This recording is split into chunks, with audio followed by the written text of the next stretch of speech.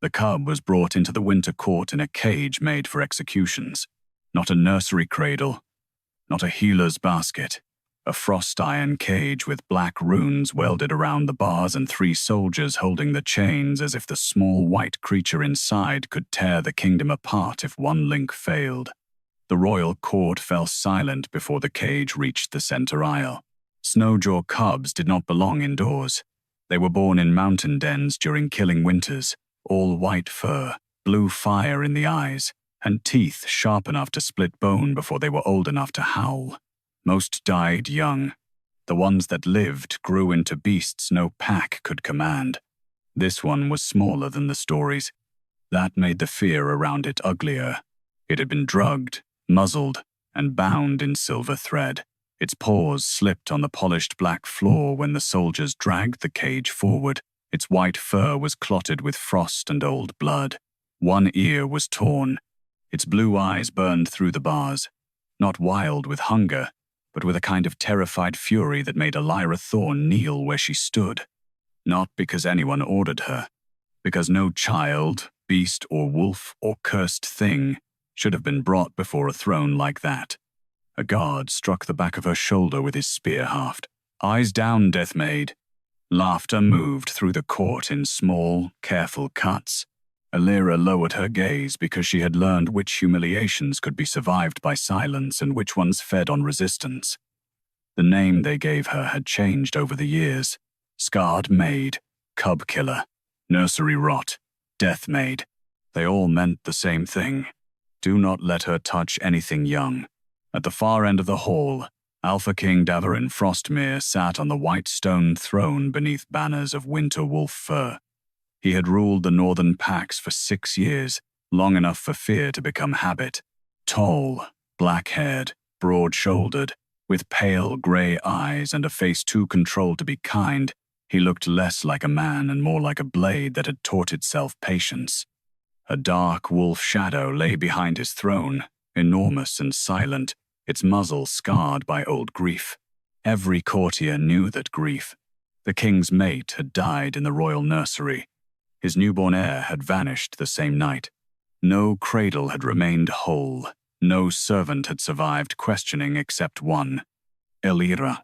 She had been 17 then, a laundry maid with both arms burned from carrying boiling water through a nursery fire she did not set. She had dragged 2 sleeping nursemaids from the smoke, collapsed in the hall, and woken to chains because the heir's cradle was empty and her hands were scarred. No one asked why a killer would save witnesses. People frightened by a dead child did not want questions. They wanted a girl. High healer Isolde Varin stepped beside the cage now, her silver robes clean enough to look cruel. She was beautiful in the way winter glass was beautiful, pale and smooth and made for cutting. Around her neck hung the key ring of the royal nursery, each little key shaped like a wolf tooth. "Majesty," Isolde said, bowing to the throne, "we have brought the snow, jaw cub, captured near the old birthing tower. 3 handlers died restraining it. 2 pups in the lower kennel stopped breathing when it was carried past."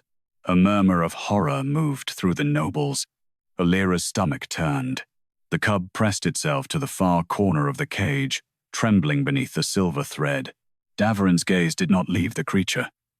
"Why bring it here?" Isolde's expression softened, which made Elira colder. "Because the court has long suspected a lingering curse in the nursery wing, the same curse that took your heir. This cub bears its scent." The king went utterly still. Elira felt the hall tighten around that old wound. Davorin's voice dropped. "Speak plainly." Isolde turned toward Elira. There it was. The trap had not been built for the cub. It had been built around her. "The maid survived the nursery fire," Isolde said. "Since then, young wolves sicken when she enters their rooms. Milk spoils, cradles frost, pups cry until their throats bleed. Some curses do not kill with knives, Majesty. Some only need hands." The court turned. Elira kept her head down, but shame still found skin. Davorin's eyes settled on her scars. For the first time in years, the king truly looked at the burns twisting across her forearms and wrists. Not a passing glance. Not the brief disgust of a noble avoiding ugly flesh. He looked as if he were reading a battlefield he had been told was already understood. "You were in the nursery the night my son disappeared," he said. Elira's throat tightened. "Yes, Majesty." "You touched his cradle?" "I tried to reach it through the smoke." "You failed." The words were flat. They hurt anyway. Elira lifted her eyes. The court inhaled at her boldness, but she was too tired to fear their shock. Yes, something changed in Davorin's face. Perhaps he had expected excuses. Perhaps he had heard too many from guilty people. Elira had none left to offer. The truth was cruel enough without decoration. Isolde stepped closer. "There is one way to prove whether the curse clings to her. Snowjaw cubs kill what carries death near young wolves. If the maid is innocent, the cub will reject her and turn away. If she carries nursery death, it will strike." Elira stared at the healer. Reject her and turn away. Or strike. Either answer could be shaped into guilt. Davorin's hand closed slowly around the thrown arm. "You propose using a savage cub as judgment? I propose using nature where court testimony failed." The cub made a low sound. Not a growl. A whimper, strangled by the muzzle. Elira heard it. So did Davorin. His gaze flicked to the cage, and for one breath his controlled mask thinned. Behind him, his wolf shadow lifted its scarred muzzle. Isolde saw the hesitation and moved quickly.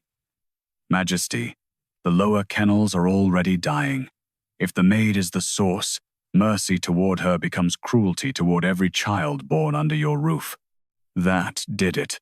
The court knew where to press a father who had buried no body. Davorin stood. The entire hall lowered its eyes. Elira did not. She watched him descend the white steps one at a time, power moving with him like a storm choosing where to break. He stopped before her, close enough that she could see the faint silver in the scar along his throat, close enough to understand how much anger he kept leashed beneath law. "If you refuse," he said, "the court will call that confession." Elira gave a small, bitter breath. "The court called me guilty before I learned the question." His eyes sharpened. Isolde's mouth tightened. For a moment, Elira thought Davorin would strike her with alpha command. Instead, he looked at the guards. "Open the cage." The soldiers dragged the cub out with hooked rods. It fought weakly, paws scraping, muzzle flashing frost where its breath hit the air. One guard cursed when the cub's claws grazed his boot. Another raised a spear. "Do not wound it," Davorin said. The guard froze. The king had not spoken loudly. He had not needed to. Elira's bound hands were forced forward. The silver thread around the cub's body was cut just enough for it to be placed into her arms. Its body was shockingly light beneath the fur, too thin, too cold. Its heart beat fast against her burned wrists. The court stepped back as one. Elira looked down at the cub. Its blue eyes met hers. The noise of the hall faded. She expected teeth. She expected pain. Instead, the cub shuddered once, pressed its frost-damp nose to the inside of her scarred wrist, and went still. Heat moved through her burns. Not fire. Recognition. The scars along her arms began to glow with pale nursery gold light, thin lines hidden beneath ruined skin opening like old doors. Isolde whispered, "No." Davorin heard. His head turned sharply toward the healer. The cub curled closer against Elira's chest, as if every cruel hand in the world had vanished except hers. The muzzle around its jaws cracked. The silver thread binding its paws snapped into white sparks. Elira stopped breathing. The cub lifted its head. Its voice was not a growl, not a howl, and not fully human. Small, broken, certain, mother. The word shattered the court. Spears dropped toward Elira from every side. Davorin stepped forward so fast his cloak snapped behind him like a black wing. And somewhere deep beneath the sealed royal nursery, a cradle began to cry. The sound under the floor was too small to belong in a court full of armed men. A cradle's cry. Thin. Wooden. rocking where no cradle should have remained. The white stone hall froze around it. Elira stood in the center of the court with the snow-jaw cub pressed against her chest, its muzzle broken at her feet, its paws curled into her burned sleeves as if it had finally found warmth after years of winter. Spears pointed toward her from every side. The soldiers holding them looked as frightened as the nobles hiding behind them. The cub had spoken, "Mother," not in the voice of a beast, not in the mindless echo of a spell. It had called her with the certainty of a child reaching for the only arms it trusted. Alpha King Davorin Frostmere stepped between Elira and the nearest spear. No proclamation, no softness, only movement. The spear stopped an inch from his cloak. The guard holding it went pale. "Majesty, lower it."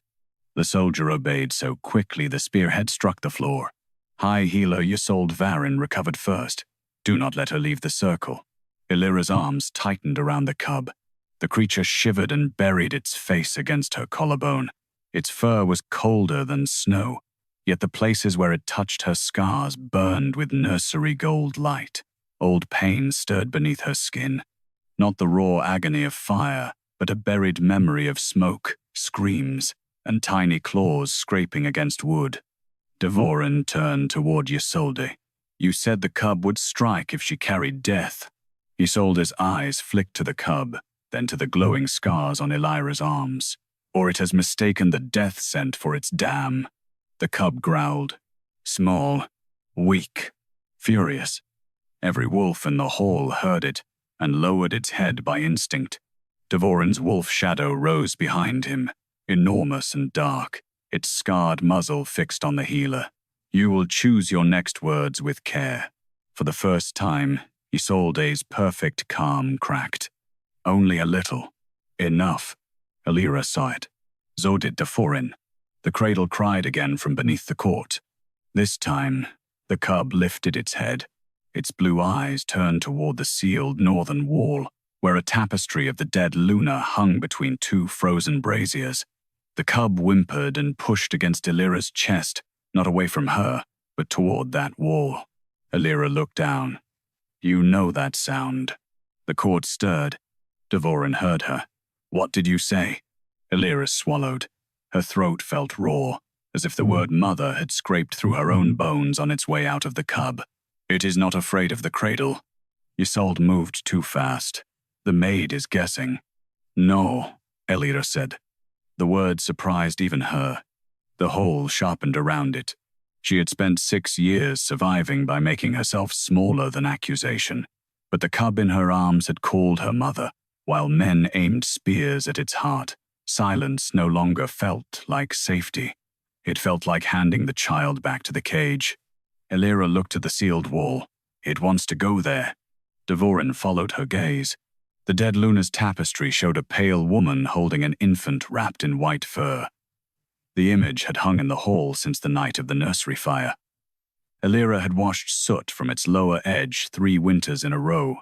She had never noticed the tiny seam in the stone behind it. Ysolde stepped into the king's line of sight. "Majesty, the northern nursery was sealed after the tragedy. Nothing living remains there." The cub cried out. Not a howl. A child's wounded denial.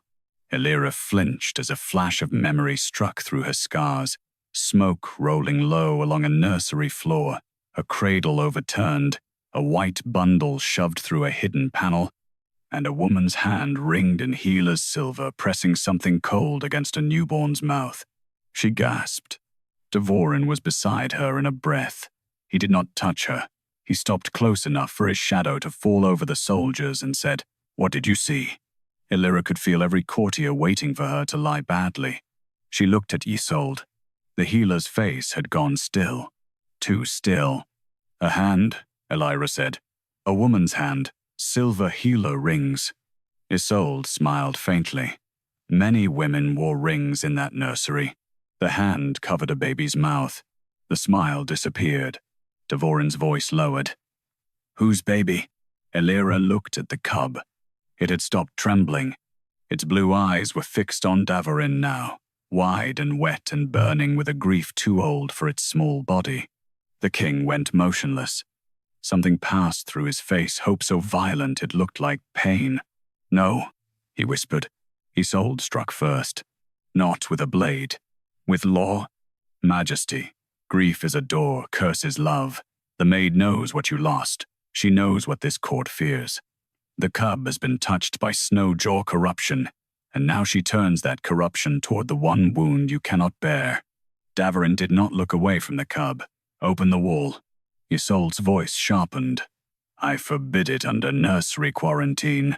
The silence after that was deadly. No one forbade the Alpha King anything in his own hall. Davorin turned. Slowly. The temperature in the court dropped. "You forbid it?" Isolde bowed her head, but her hands had begun to shake. "I protect the royal bloodline, as I have always done." The cub snarled. Elira felt a pulse beneath its ribs. Not beast heart. Not fully. Something trapped under the shape of fur and teeth, beating against a spell that had grown too small. The king lifted one hand toward the guards at the northern wall. "Remove the tapestry."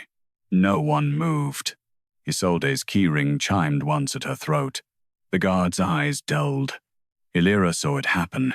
A subtle frost-blue sheen passed over their pupils, the same color as the silver thread that had bound the cub's paws. They were not refusing the king. They were locked. Davorin saw it too.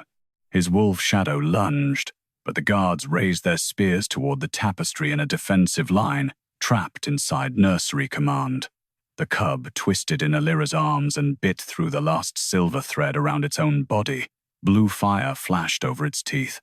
Isolde whispered, "Do not let it near the wall." Elira understood then. The cub was not dangerous because it killed young wolves. It was dangerous because it remembered where it had been hidden. She stepped forward. Every spear turned toward her. Davorin moved at the same time, but Elira shook her head once. Not because she trusted herself, because the cub had gone very still against her heart, listening to the crying cradle beneath the stone. She walked to the northern wall. One step, then another.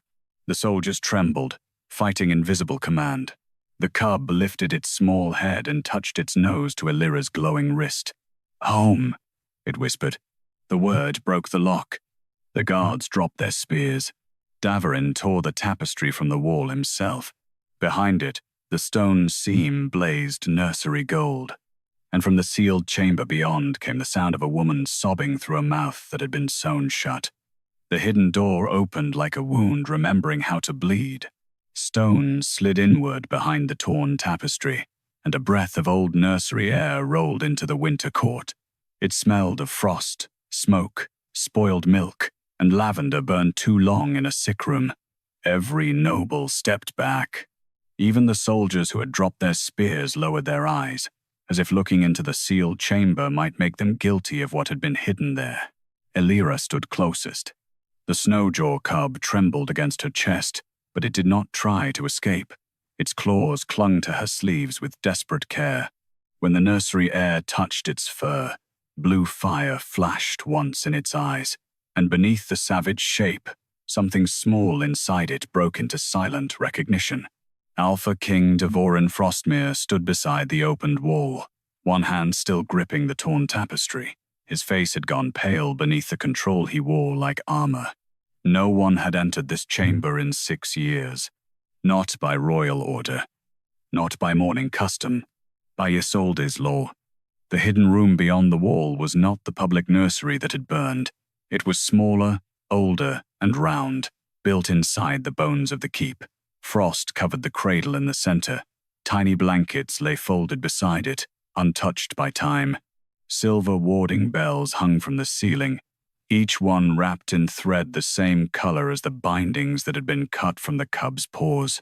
And beside the cradle knelt a woman, alive, barely. Her hair had turned white in strips. Her hands were chained to a nursery post. Her mouth had been sewn shut with frost-blue thread. A sound escaped her throat when she saw Davorin. Not speech, a sob forced through pain. The king's wolf shadow rose behind him with a growl that shook dust from the ceiling. Who is she? Isolde moved before anyone else could answer. A quarantine vessel. Nothing more.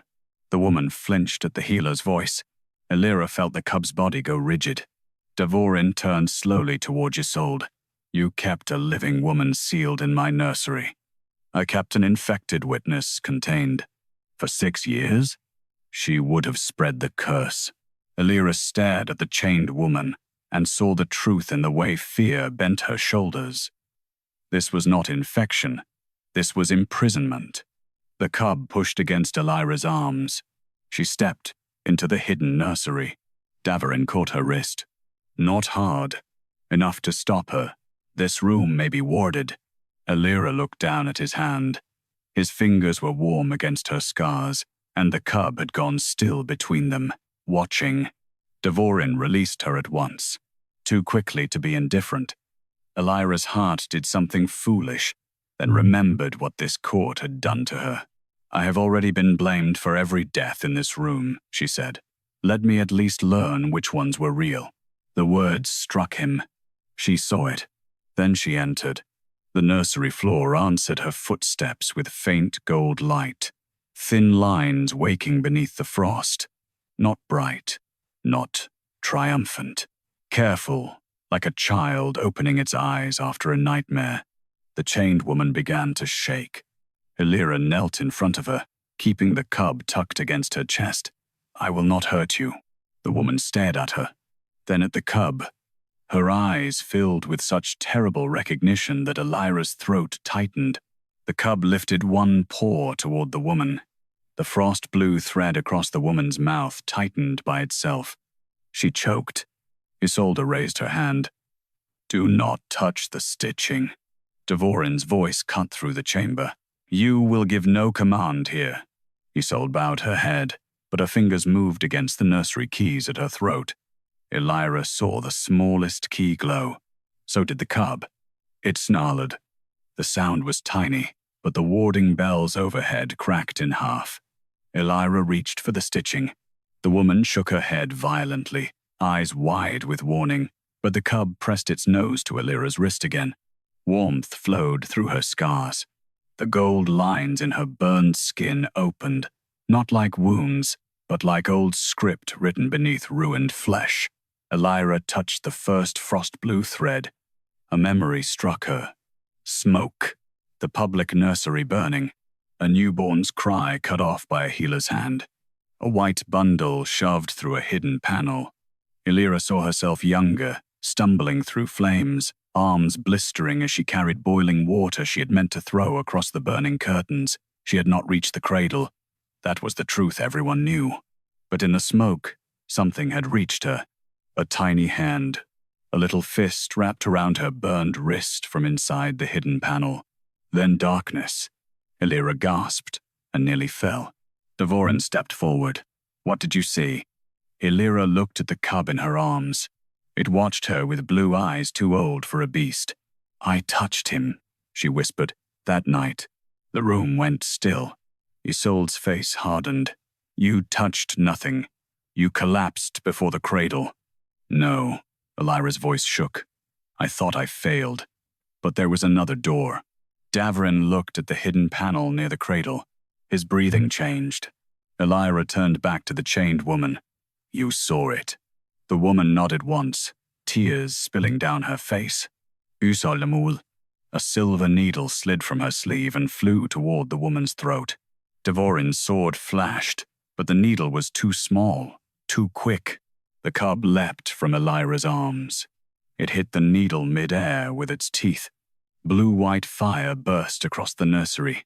The cub landed between Elira and the chained woman, shaking from weakness, but standing.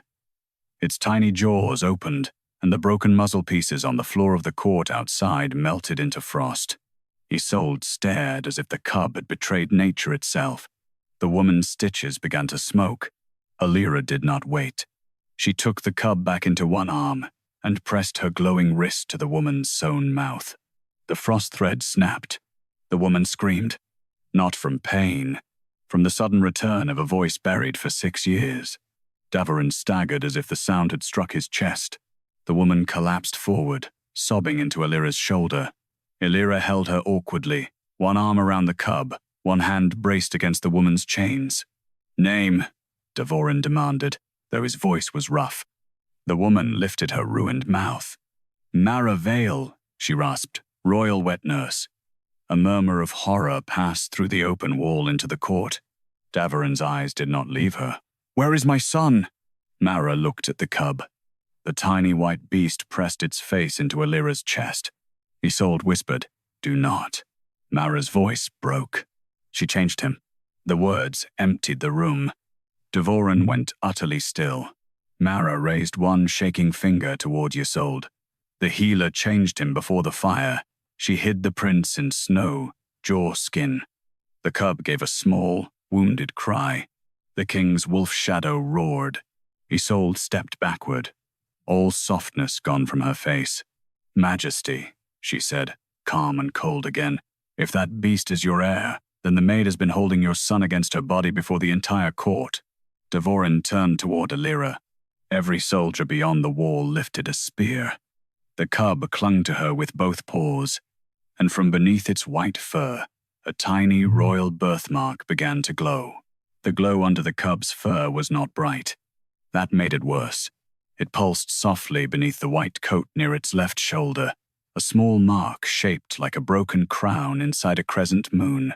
The same mark had been embroidered on the dead Luna's cradle blankets. The same mark had been carved into the royal birth record that had been sealed the night the nursery burned. Every person in the hidden chamber knew it. No one wanted to speak first. Davorin stared at the cub in Elira's arms, as if the world had placed a blade beneath his ribs, and asked him whether he wanted truth or mercy. The cub stared back. It trembled, but did not hide its face from him. Mara Vale, the freed wet nurse, sagged against the nursery post, breathing through ruined stitches and old terror. "Prince Kale," she rasped. "That was his mark."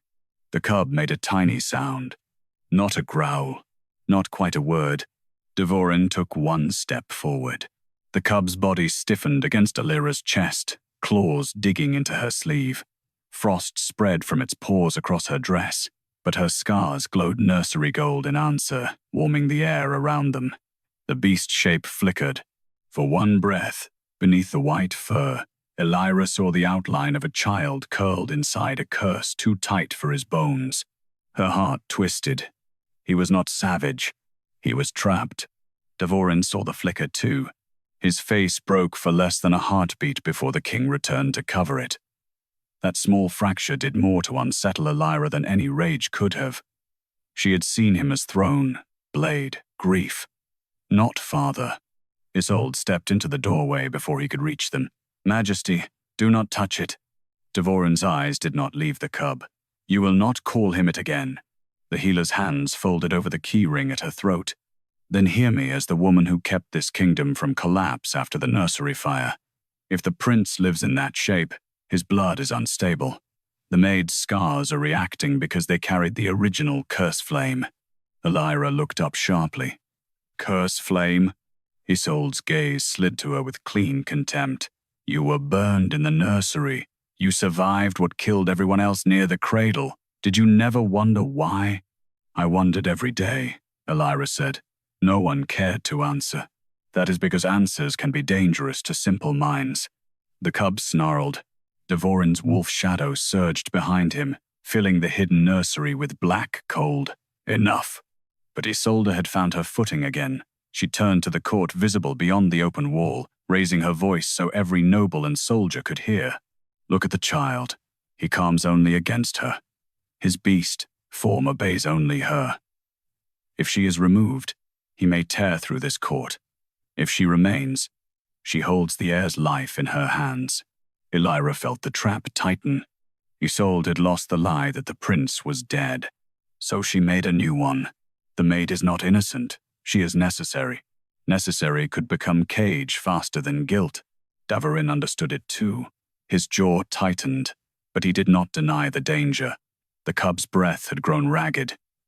Each time Isolde spoke, blue frost climbed its small jaws. Each time Elira's glowing scars touched its fur, the frost eased. Mara dragged herself upright against the post. She did not curse him. Isolde looked at her. You were mad when I sealed you. You are mad now. I watched you put Winterbane under his tongue. The court stirred. Isolde's face hardened. I gave medicine to stop a royal convulsion. You gave him beast, sleep.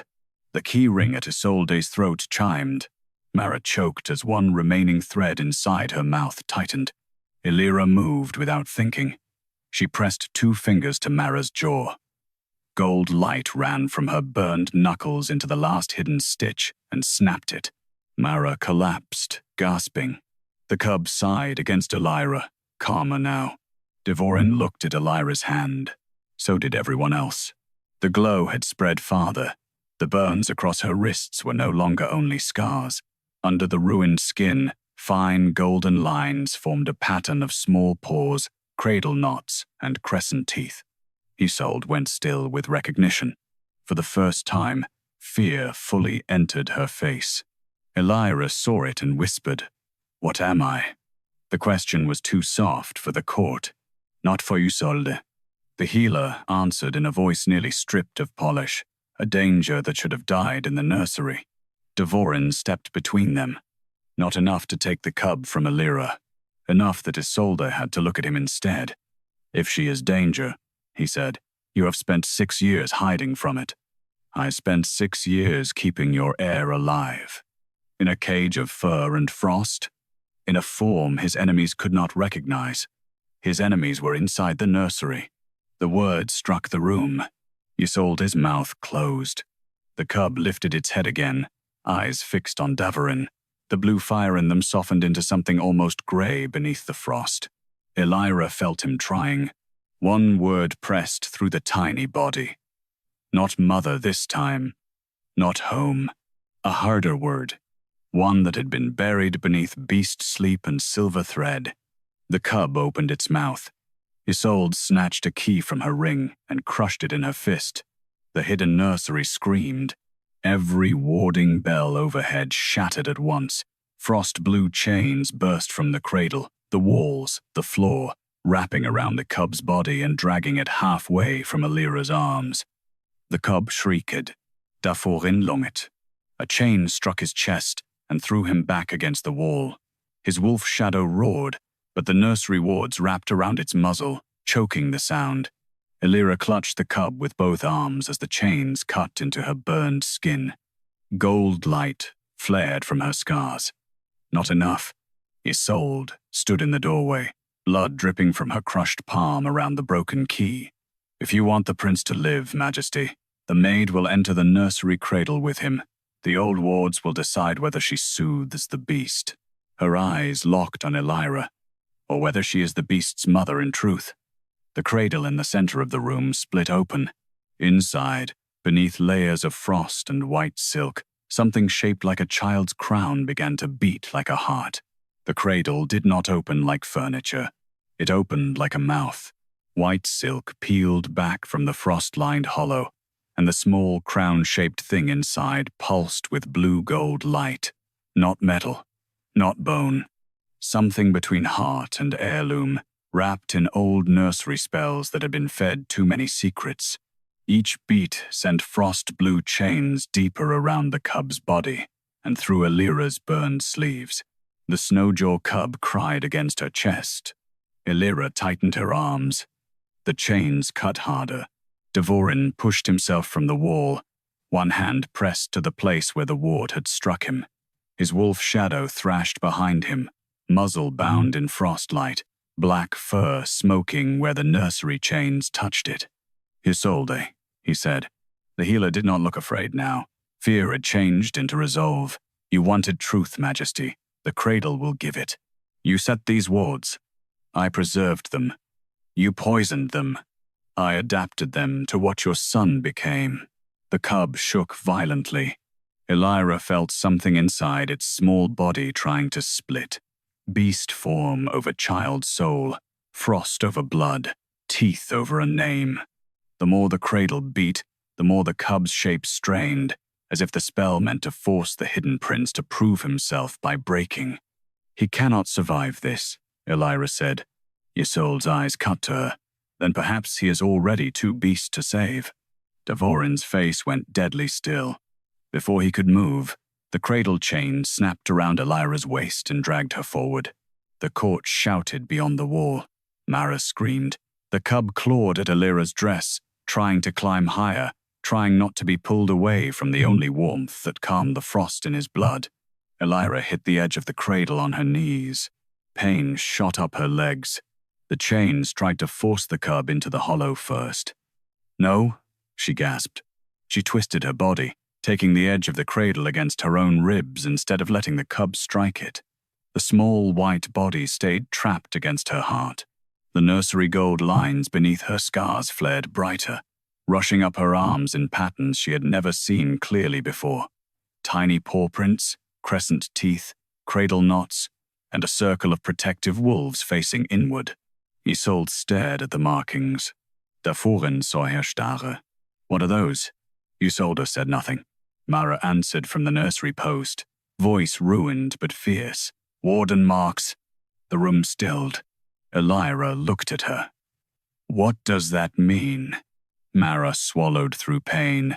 Before royal blood was guarded by soldiers, it was guarded by Cub-Wardens, women born to hear when a wolf child was trapped between forms. They could hold a cursed cub without being devoured by its fear. Isolde's mouth tightened. Old midwife superstition. Then why did you burn their records? Mara rasped. Davorin turned slowly toward the healer. Elira had no room for shock. The cradle chains dragged again. She bent over the cub, shielding it as the heart-shaped crown beat faster beneath them. Blue light filled the hollow.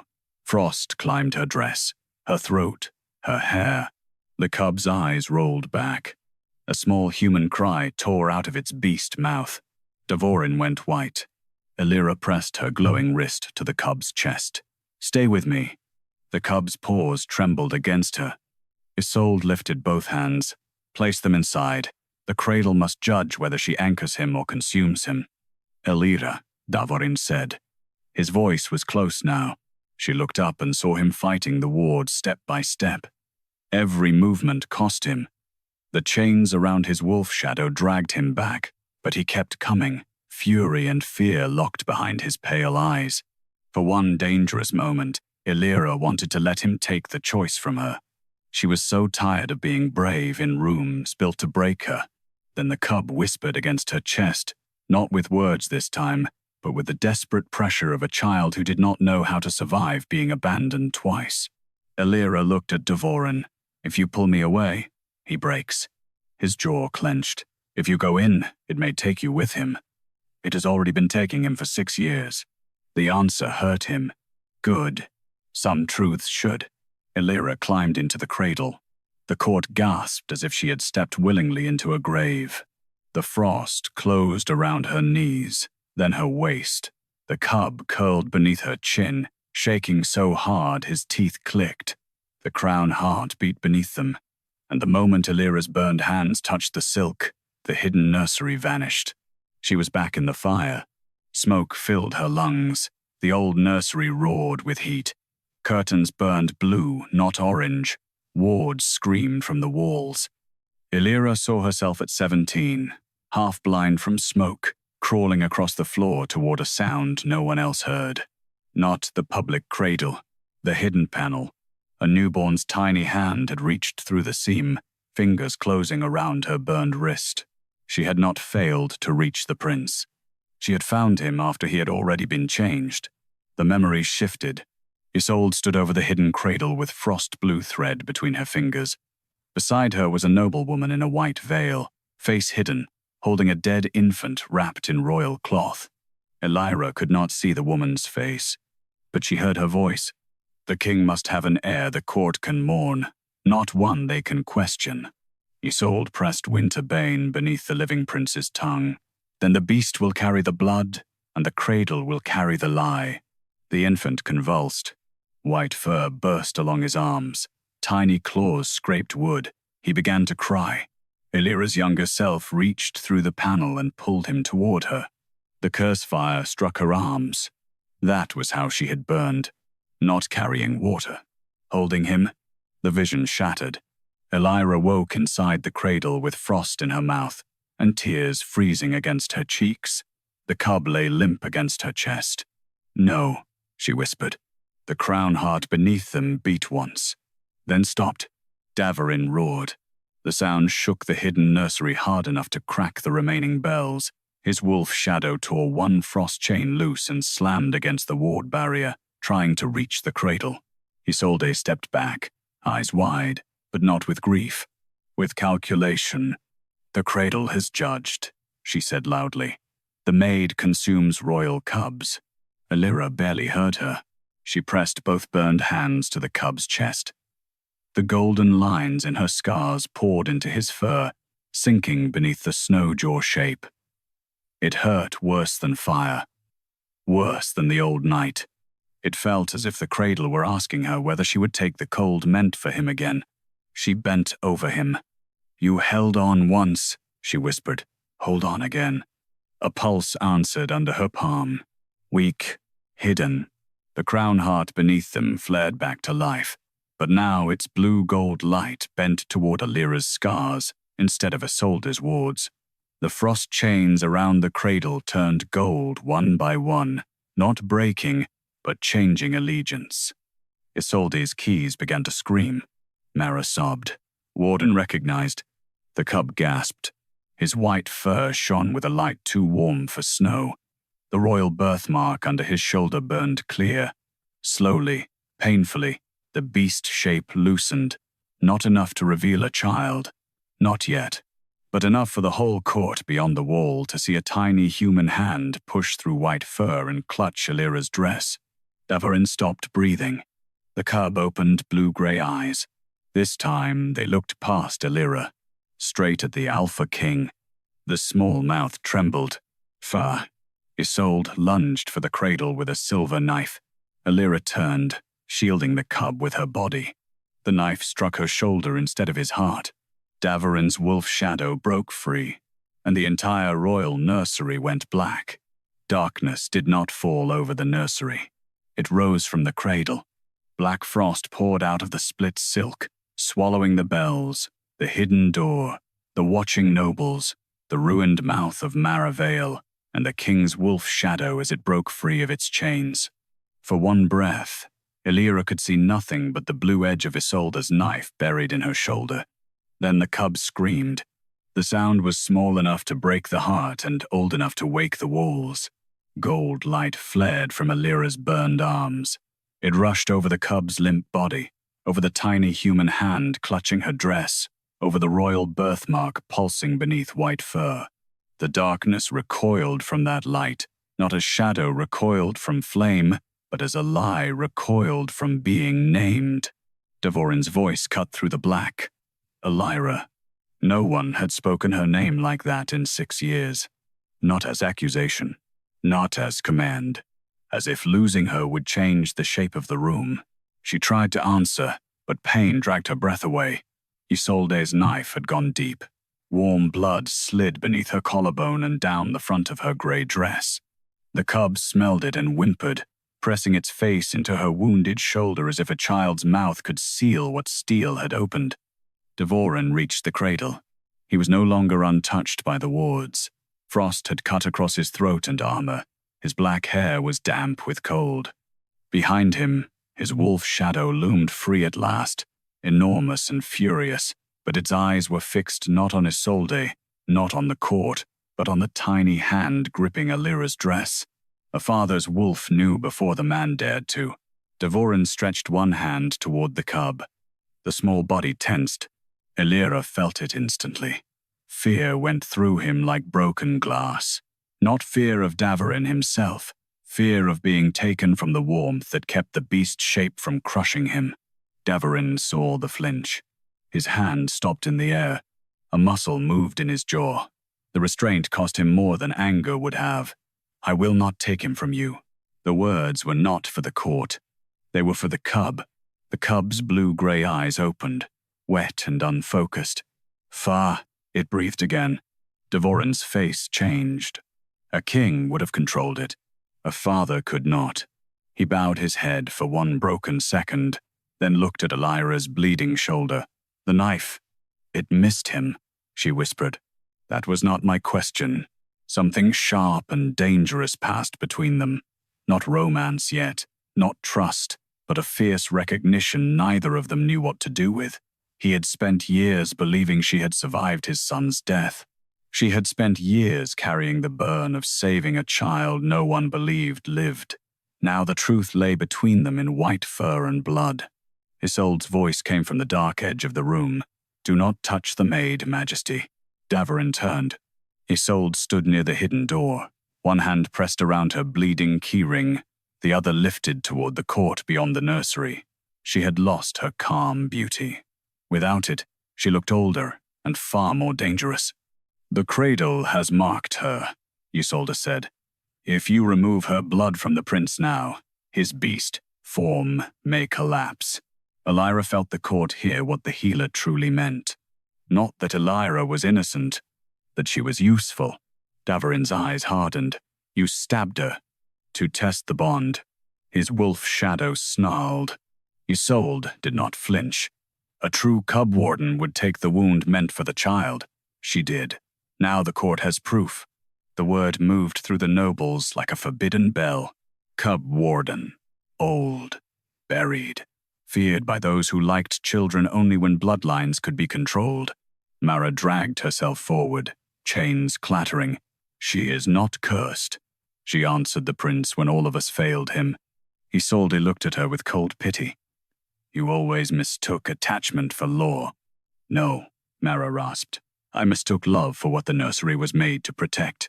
The cradle answered. Gold light spread from beneath Elira, circling the old wood in widening rings.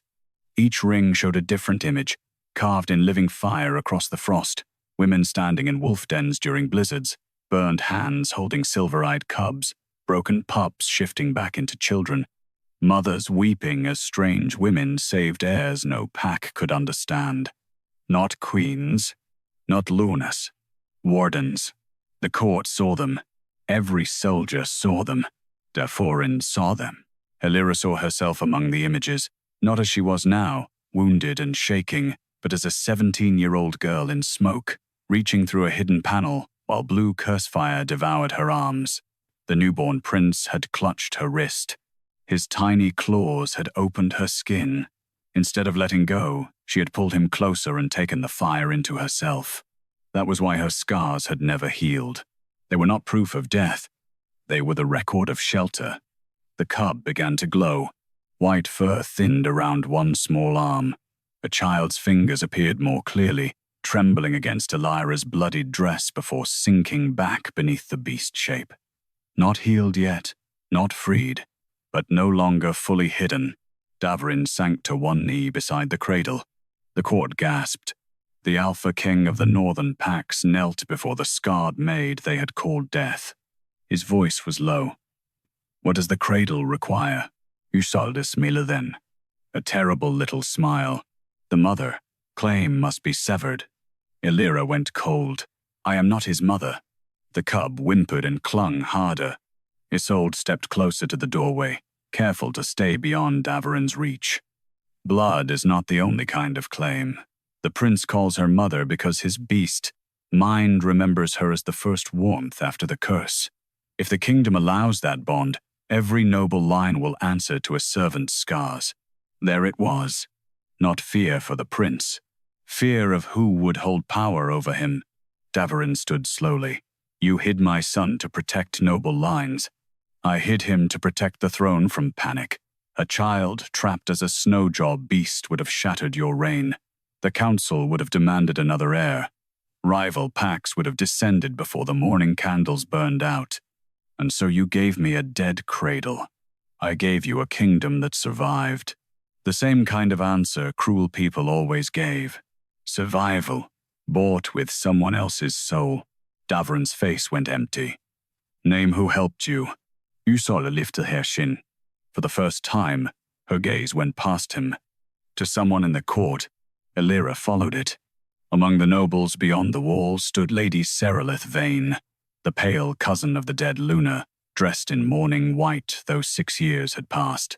She had not screamed when the cub spoke. She had not wept when the birthmark appeared. Her eyes were fixed on the prince with hatred too quiet to be grief. Elira understood. The veiled woman in the memory. The dead infant wrapped in royal cloth. A replacement grief. A stolen future. Before Elira could speak, Isolde crushed another nursery key. The gold rings around the cradle flickered. A new sound rose from below the floor. Not one cradle, many. From beneath the court, from the sealed lower kennels, from rooms where sick pups had been hidden from public pity, came the cries of wolf children waking in pain. Isolde's voice rang through the chamber. Choose, Majesty. Save your son, and let the cursed maid bind him forever, or sever her claim and trust royal blood to royal hands. Lady Serelith stepped from the crowd, her white veil shining like frost over a blade. The court demands a lawful mother for the heir. Davorin looked at Elira. Elira looked down at the cub. He was trying to say father again, but the cries below shook him apart. His small body trembled between forms, too weak to withstand another command, another hand, another claim made over him without love. Elira pressed her bleeding shoulder to his forehead and whispered, I will not let them use you again. The Cub-Warden marks on her arms blazed. All at once, every crying voice beneath the court stopped. Then, from below the nursery floor, dozens of tiny wolf throats spoke one word together. Warden. The court backed away in terror, and the floor under Elira's cradle split open. The cradle did not fall through the broken floor. It lowered itself.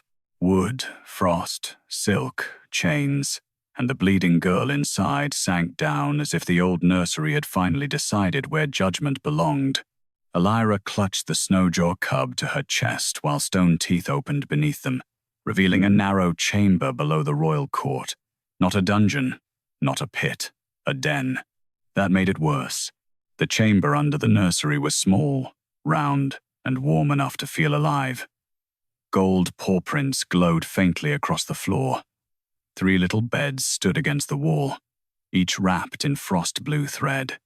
In one lay a black-furred pup with human eyes. In another, a silver-haired child slept with wolf ears pressed flat in pain. The third bed was empty except for torn white silk and a small collar made of royal thread. Elira's breath caught. Not dozens of children, 3. Enough to prove this was not accident. Enough to prove the nursery court had been hiding living wolf children beneath the king's feet. Above, the nobles crowded around the split floor, staring down in horror. Some covered their mouths. Some looked away too quickly, as if guilt might be contagious. Davorin reached the broken edge first. Elira. She looked up. Blood had darkened the shoulder where Isolde's knife had struck, but her arm still glowed with the full Cub-Warden mark. The cub, Prince Kale, if truth had any mercy left curled beneath her chin, shaking between beast and child. One small human hand had vanished back into white fur, but the royal birthmark still burned near his shoulder. I am here, Elira said. It was not much. It was enough for him to stop looking as if the floor had taken the last thing he had. Isolde stood at the open nursery wall, one hand pressed over her broken keyring. Majesty, do not enter that chamber. Davorin did not turn. You have lost the right to warn me. I am not warning you for my sake. Her voice sharpened. The old den rejects royal command. If you cross without permission, every child below may turn feral. The black-furred pup lifted its head from the nearest bed and whimpered. Elira felt the sound in her scars. Not fear of Davorin exactly. Fear of being claimed. The old Cub-Warden memory inside her arms stirred. Children trapped between forms did not fear strength. They feared hands that called strength love while closing a cage. Davorin put one boot on the first broken step. The gold paw prints went dark. A growl rose from all 3 beds. He stopped. The court saw it. The Alpha King, feared by every northern pack, held back by 3 wounded children. Lady Serelith Vane stepped forward in her white mourning veil, pale and perfect as carved ice. Even the den knows he failed them. Davorin's face did not change. But Elira saw the strike land. He had not made the curse. He had not sewn Mara's mouth shut. He had not turned his son into a beast. But grief had made him trust those who spoke in healer's lore and noble blood. His silence had become walls. His mourning had become a sealed door. Elira expected him to rage. Instead, he lowered his sword. "What do they need?" he asked her. The question moved through the chamber like warmth. Isolde's mouth tightened. Elira looked down at the cub. Kael's blue eyes flickered toward his father, then away, as if hope hurt more than fear. "Not a king." Davorin's jaw flexed. She thought he would take offense. He did not. Then what? A father who does not command first. Above, several nobles whispered. Davorin ignored them. Slowly, he removed the dark iron circlet from his head and set it on the broken stone beside the opening. Then he pulled the royal signet from his finger and placed it beside the circlet. "Usolven pale, majesty." He descended to one knee on the first step. "I enter as father," he said, voice low, but the entire court heard it. "Not to claim what I failed to protect, to ask whether my son will know me." The gold paw prints lit beneath him. Elira felt Kael go still. Davorin came down slowly, stopping several paces away from the cradle. He did not reach for the cub. He did not demand. He did not use alpha command. He only looked at the small white creature in Elira's arms as if every breath cost him. "Kael," he said. The cub shuddered. Elira stroked his frost-damp fur. "You do not have to go to him." Pain crossed Davorin's face. He accepted it. That acceptance changed the air. Kael lifted his head. His beast face trembled, and for one heartbeat the fur along one cheek thinned, revealing the curve of a child's brow beneath the curse. His tiny paw stretched forward, not leaving Elira, but reaching toward Davorin. Davorin bowed his head until the paw touched his forehead. The den answered. Gold light ran from the cradle into the 3 beds. Frost-blue threads loosened. The black-furred pup gasped as its twisted leg straightened a little. The sleeping silver-haired child opened frightened gray eyes. On the empty bed, the small royal collar cracked in half, releasing a puff of blue dust. Mara cried out from above. They used the den to bind them, not heal them. Isolde's face hardened. I kept unstable blood from tearing this kingdom apart. No, Elira said, voice shaking but clear. You kept children hidden because they did not obey the shape you wanted. The old den pulsed under her words. Lady Seralith laughed softly. A servant speaks of royal shape now. Kael's head snapped toward her. The cub snarled. Not from hunger. Recognition. Elira's scars burned with sudden memory. Seralith in the old nursery, white veil lowered, holding a bundle that did not move. Isolde beside her, pressing winter bane beneath the newborn prince's tongue. A hidden panel. Smoke. Elira's younger hands reaching in and taking the curse fire into her arms. She looked up at Seralith. You were the veiled woman. The court turned. Seralith's smile vanished. Isolde moved first. She seized one last key from her sleeve, not silver, but black bone, and crushed it between her teeth. The den went cold. Every loosened thread snapped tight again. The black-furred pup screamed. The silver-haired child arched in pain. Kael's body went rigid in Elira's arms, blue fire flooding his eyes. Davorin lunged forward. Elira held Kael back against her chest. Do not take him by force.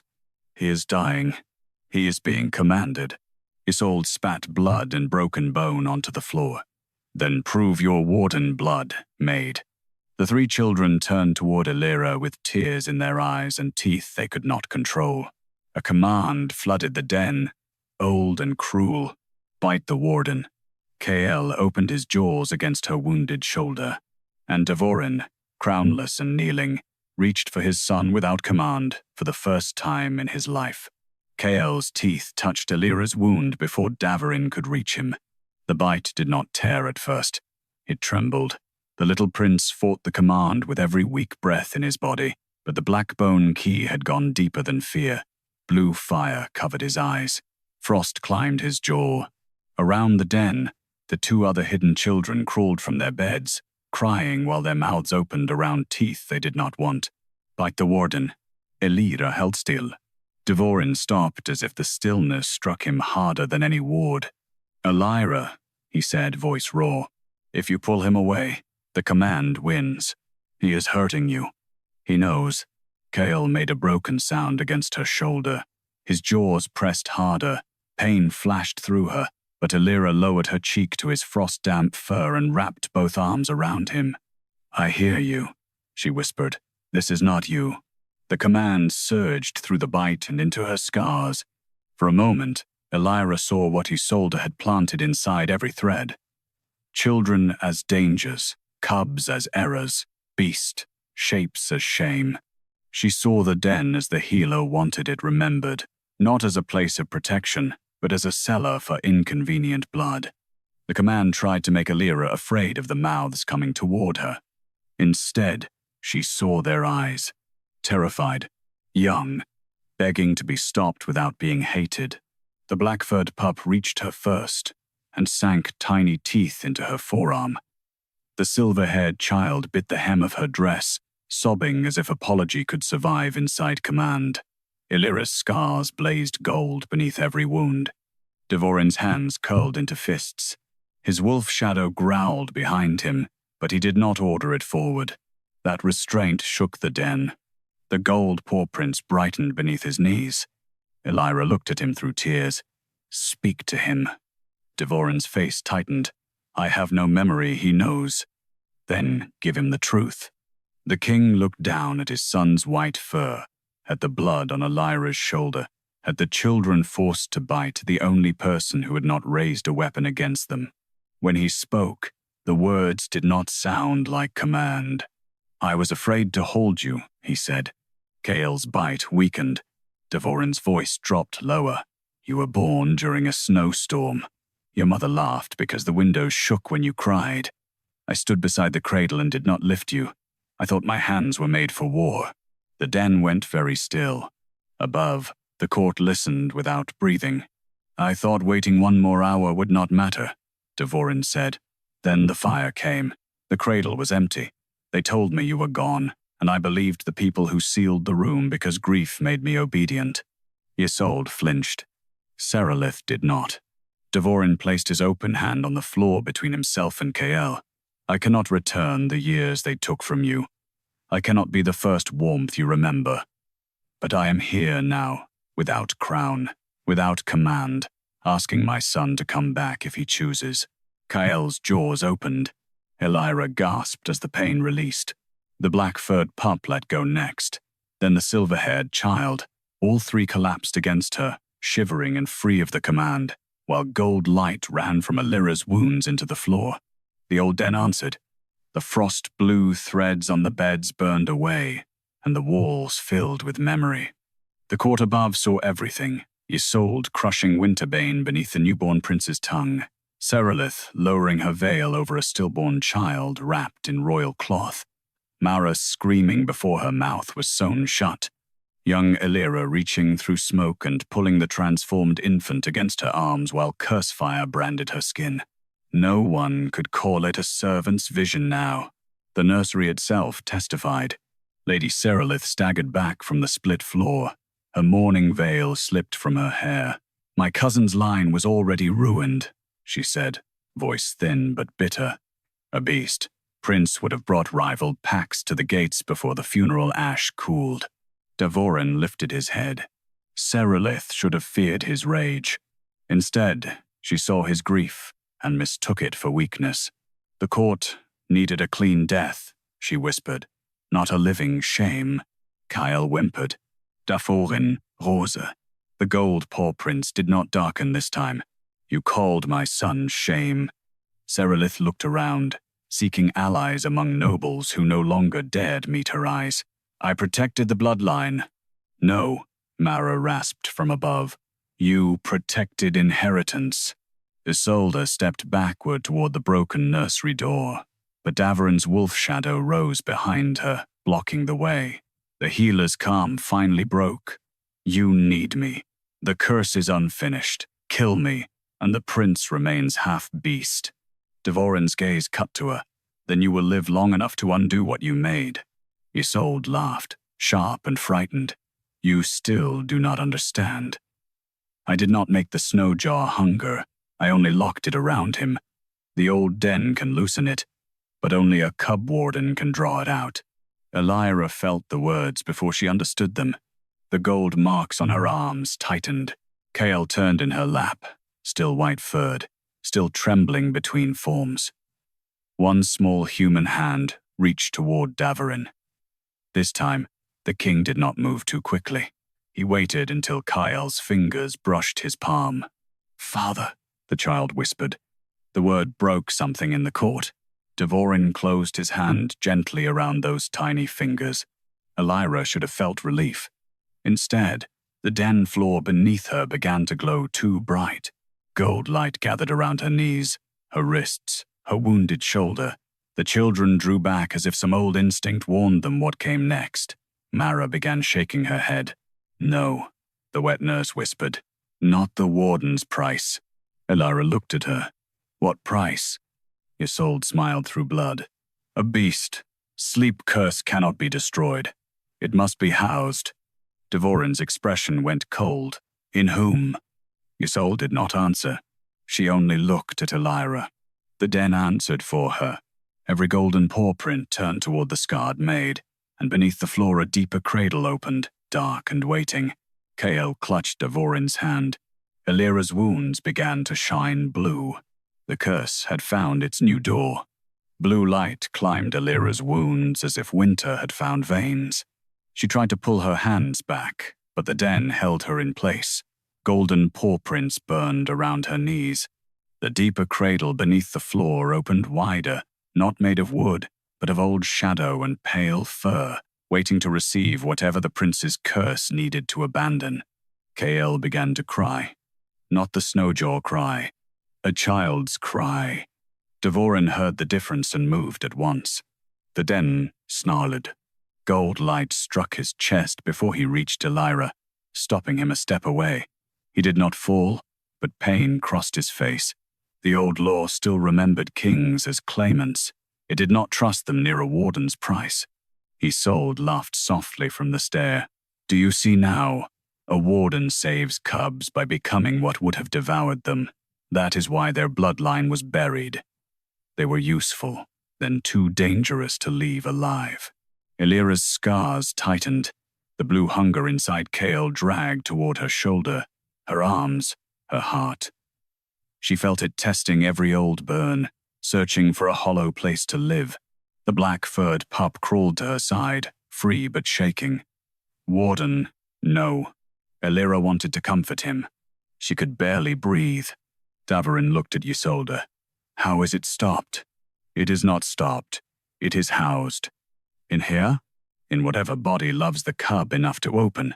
The words were meant to shame Elira. Instead, they stripped the room bare. Davorin turned back to his son. Chaol clutched his father's fingers with one tiny human hand, while the rest of him remained trapped in white fur. The prince was not strong enough to choose between them. His eyes kept moving from Davorin to Elira, terrified that saving one meant losing the other. Elira understood then what Isolde had done. The healer had built every curse as a choice no child should ever face. Mother or father, blood or comfort, crown or safety. Elira forced her head up. "No." Isolde's smile faded. "No?" the healer repeated. Elira pressed one bleeding hand flat against the golden paw print before her. A child is not healed by losing the person who held him. The den shivered. Davorin's eyes fixed on her. Elira looked at him. Her voice shook, but did not break. "If the old law only remembers mothers, teach it, father." Something moved through his face. Not shock. Recognition. The kind that required courage. Davorin lowered himself to both knees, crownless, signetless, swordless, and placed his free hand on the floor outside the circle. The den burned him. He did not pull away. "I am Davorin Frostmere," he said, voice low and steady. "Not as Alpha King, not as lord of this court, as the man who failed to hold his son before the fire and will not fail him by letting another soul vanish in his place. The gold light wavered. Isolde's eyes widened. That is not the right. No, Davorin said. It is the truth. He cut his palm on the edge of a broken frost chain and pressed his blood to the paw print nearest Elira. The den roared. Above them, nobles cried out as the broken floor flashed gold. Davorin's wolf shadow descended fully into the chamber and laid its great muzzle beside Kael, not claiming, not commanding, only breathing warmth over the child's shaking body. Elira felt the curse hesitate. For the first time, the blue hunger did not move only toward her. It split. Part of it reached for Davorin's blood. Part of it clung to the shape Isolde had made. The healer screamed, "Stop him!" No soldier moved. Mara struggled against her chains. "Name him, Majesty, fully." Davorin looked at the child between them. "My son is Davorin Frostmere," he said. "Born of Lunamelia's blood and my own, hidden in beast, shape by treachery, held alive by Elira Thorn, not shame, not monster, heir." The den answered with a sound like 100 cradles rocking once. Kael's white fur blazed. Elira pressed both hands to his chest. Davorin pressed his bloodied palm over her scarred knuckles. The contact sent pain through them both. She felt his grief, black and vast, not gentle but honest. He felt the fire she had carried for 6 years without name or thanks. For a breath, they were trapped inside the same memory. The old nursery. Smoke. A newborn transformed and crying. Young Elira dragging him from the hidden panel while curse fire burned her arms. Davorin, outside the locked door, beating the stone with both fists after the court told him the nursery had to remain sealed. Isolde standing between them, making sure neither truth reached the other. The memory broke. The curse tore free. It rose from Kael as a thin blue wolf with jaws too large for its body. Made of hunger, fear, and 6 years of stolen shape, it tried to dive into Elira's wounds. Davorin's wolf shadow caught it first. Not to kill, to hold. Elira understood and lifted the gold light from her scars. "You do not get another child," she whispered. The black wolf shadow and golden warden marks closed together. The blue wolf screamed. Then it shattered into frost. Kael collapsed between them. For one terrible moment, he was only white fur and silence. Then the fur softened, shrank, loosened. A small boy lay in Elira's lap, no older than 6 winters in body, thin and pale, with white hair, blue-gray eyes, and the royal birthmark glowing near his shoulder. Wolf ears still trembled beneath his hair, a white tail curled weakly against his leg, not fully freed. Alive, himself. Davorin made a sound that was almost a sob and almost a growl. Kael blinked up at him, then at Elira. His little hand found her scarred wrist first. The other reached for Davorin's bloodied palm. "Father," he whispered. Davorin bowed over him, shaking. Kael turned his face into Elira's sleeve. "Mother, warm," he murmured, too tired to understand the court he had just broken. Elira's heart cracked open. Not because she was his mother, because he remembered the truth of what she had been. A shelter. The den lights dimmed. Isolde stumbled back toward the stairs, but the 3 freed children stood in her path, not attacking, watching. Their eyes were clear now. Serelith tried to lift her veil again, but Mara's voice rang from above. No more mourning cloth over murder. Davorin rose slowly, Kael gathered in one arm, Elira supported with the other. He looked up at the court through the broken floor. Every noble stepped back. "The royal nursery is no longer under healer law," he said. "It is under witness." His gaze found Isolde. "You will answer for every child hidden beneath my roof." Then he turned to Serelith. "And you will answer for calling my living son a shame." Elira swayed against him, exhausted past pride. Davorin's arm tightened carefully around her. Not possession. A promise not yet spoken. Above them, the old nursery bells rang once, clear and gold, and all three hidden children lowered their heads to Elira Thorn, not as queen, not as servant, but as warden. The court did not cheer when Davorin carried his son out of the broken nursery. No one dared. Kael lay against his father's chest, small and pale, one white wolf ear pressed flat beneath his hair. His fingers clutched Davorin's torn collar with one hand and Elira's burned wrist with the other, as if the child's body remembered too much abandonment to trust only one kind of safety. Davorin did not force him to choose. He walked slowly, keeping Elira beside him even though she could barely stand. The three freed children followed behind. Wrapped in old nursery blankets, Mara tore from the hidden beds. They looked frightened of the court, frightened of the light, frightened most of all that the world above the floor might send them back beneath it. When the nobles saw them clearly, shame moved through the winter hall. Not the loud kind, the worse kind. The kind that lowered eyes and found no excuse waiting there. Isolde Varan was dragged before the throne with her broken keyring still hanging from her throat. Serelith Vane stood beside her without her mourning veil, her beauty stripped of softness. For 6 years, she had dressed herself in grief and let the kingdom call her loyal to the dead Luna. Now the court had seen what her grief had hidden: envy, inheritance, and a willingness to turn a living prince into a beast so her own blood might one day rise.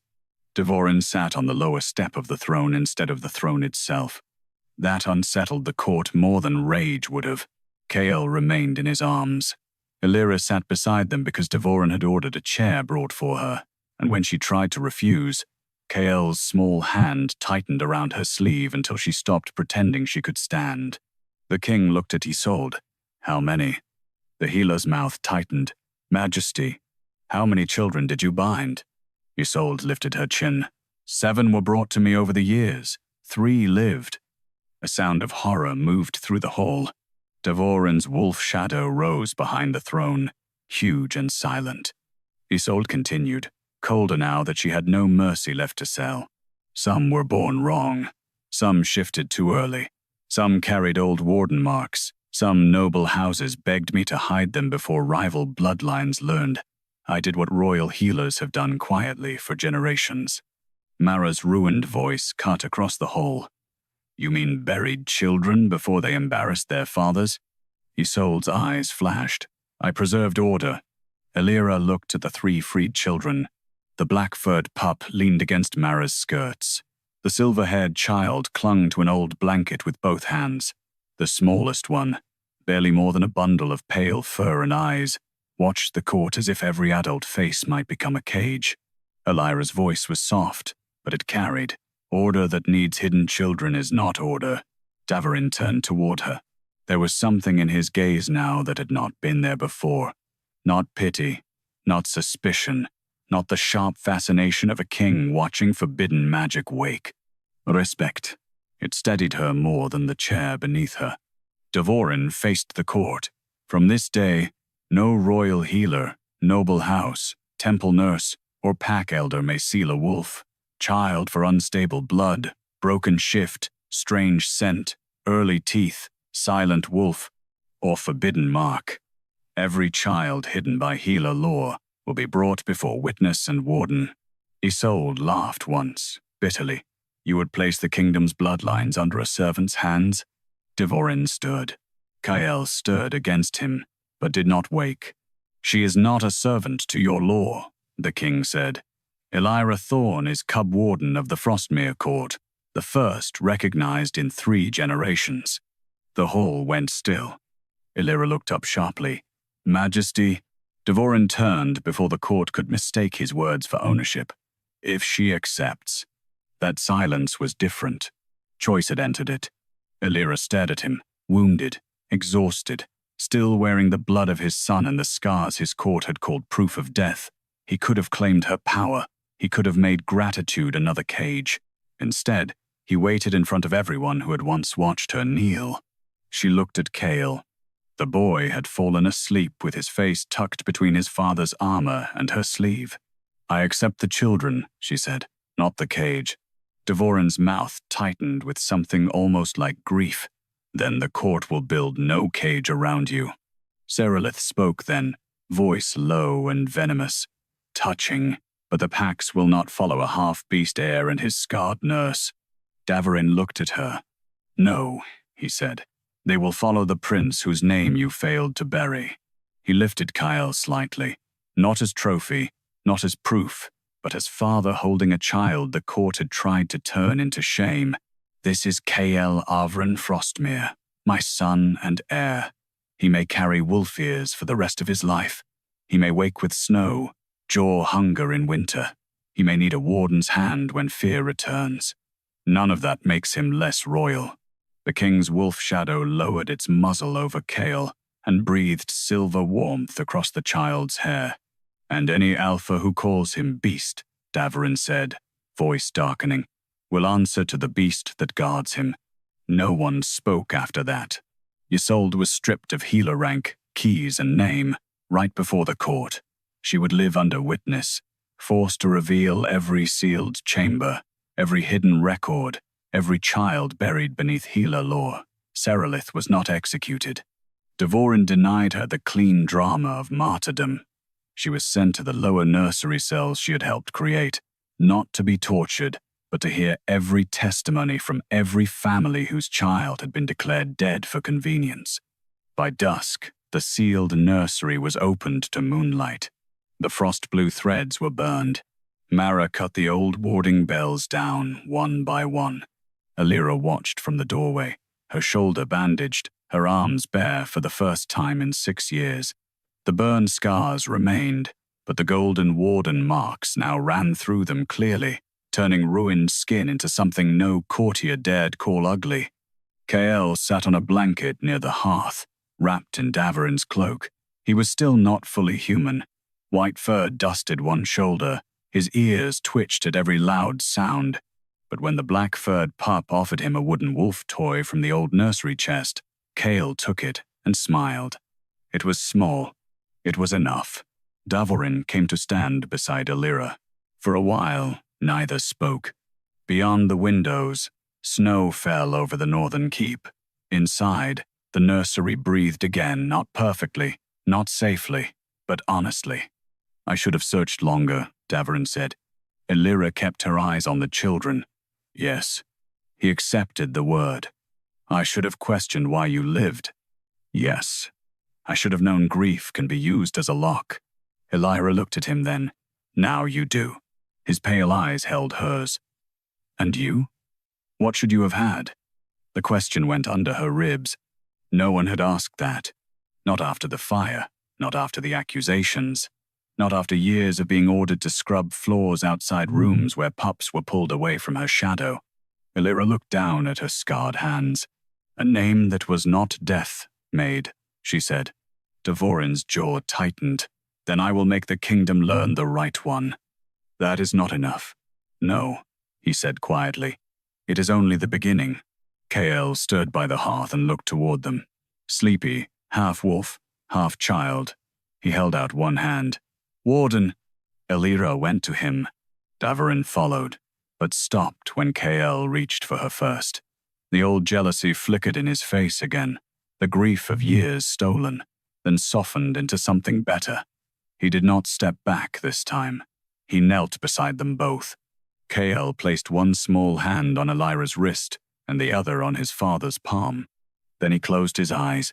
The nursery bells, newly cleansed, rang once in the rafters. Not warning, not judgment. Welcome.